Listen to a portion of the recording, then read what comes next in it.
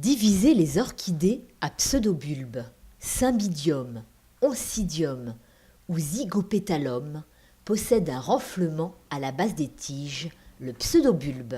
La pépiniériste Colette Barthélemy rappelle les gestes pour réussir la division de ces plantes tropicales. On fait toujours bien attention à le faire à une période propice, c'est-à-dire au printemps, lorsque la plante fait des nouvelles pousses. Les nouvelles pousses, on les voit à la base des pseudobulbes, ce sont des bourgeons de végétation qui se développent. Et lorsque la plante fait des racines actives et des nouvelles pousses, c'est vraiment la saison idéale pour faire les divisions. On peut imaginer diviser une orchidée à partir du moment où elle a une taille suffisamment grande. Il ne faut pas diviser une orchidée trop petite parce qu'on risque de se retrouver avec deux petits morceaux qui vont vraiment avoir du mal à reprendre.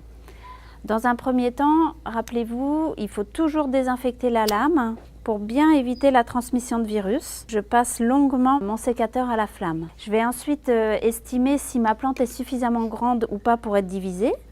Là, en l'occurrence, elle a plusieurs pseudobulbes et je vais pouvoir diviser ici et avoir au moins 2 ou 3 pseudobulbes de chaque côté. Donc ce qui est raisonnable, mais l'idéal évidemment, ça serait que la plante soit encore plus grosse. Lorsque je vais diviser ma plante, je vais évidemment commencer par l'enlever de son pot, enlever tous les morceaux d'écorce qui sont collés aux racines et la mettre racine nue. Ça veut dire qu'il n'y aura plus du tout de substrat qui va coller aux racines. Et je vais pouvoir voir à ce moment-là très précisément à quel endroit je vais couper ma plante en deux.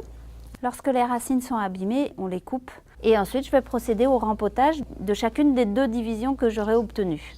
Évidemment, il va falloir réduire individuellement la taille de chaque pot. L'objectif quand on veut rempoter une orchidée, c'est pas forcément de lui donner plus de place, puisque les orchidées, ça chausse petit. Ça aime bien être dans des contenants bien serrés, puisque il faut que le système racinaire puisse investir le petit espace qu'on lui donne et que le substrat sèche uniformément. On prend du substrat pour orchidée à base d'écorce de pin puisque ça assure un bon drainage et on va positionner notre orchidée dans le pot qu'on aura choisi et bien positionner les anciens pseudobulbes contre le bord du pot de manière à ménager de la place aux nouvelles pousses qui vont se développer. On part du principe que les nouvelles pousses vont se développer et qu'on va recommencer l'opération environ dans 2 ans au printemps. Donc il faut ménager suffisamment de place pour à peu près 2 ans de croissance. Mais ne surdimensionnez pas la taille du pot, c'est une erreur qui provoque des problèmes d'arrosage, des problèmes de stagnation d'eau dans le pot et qui entraîne un mauvais développement du système racinaire.